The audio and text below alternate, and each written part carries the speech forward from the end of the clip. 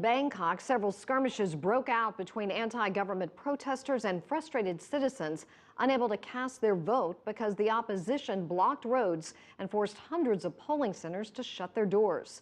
CCTV's Dusita Chumsri reports on the country's worsening political crisis.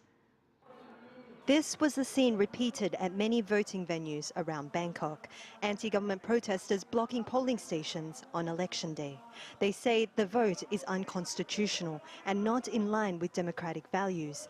But any hopes that protesters will honour their promise not to block voting were quickly dismissed.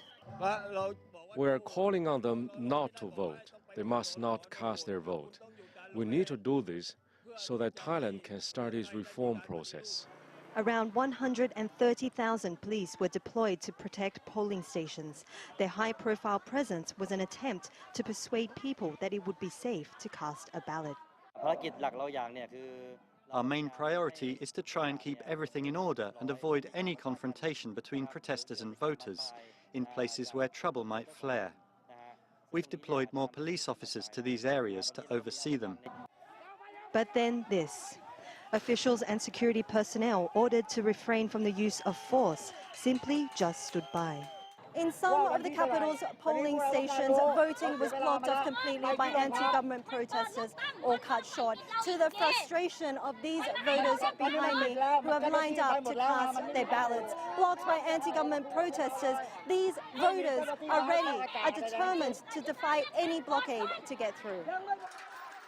They succeeded, crashing through the gates, but to their dismay, voting had already been cancelled.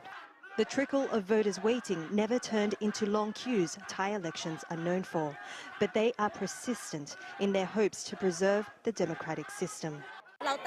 I intended to vote today, but I didn't get to. I'm so disappointed and upset. This situation has been distressing me since the advance voting began. I don't know what's happened to Thailand. Underlying this exercise in democracy is a more brutal campaign, one of violence resulting in 10 deaths and almost 600 wounded during the 3-month political unrest. The problem is this election leaves the country exactly where it was even before polling day, stuck in a political deadlock. Dusita from CCTV, Bangkok.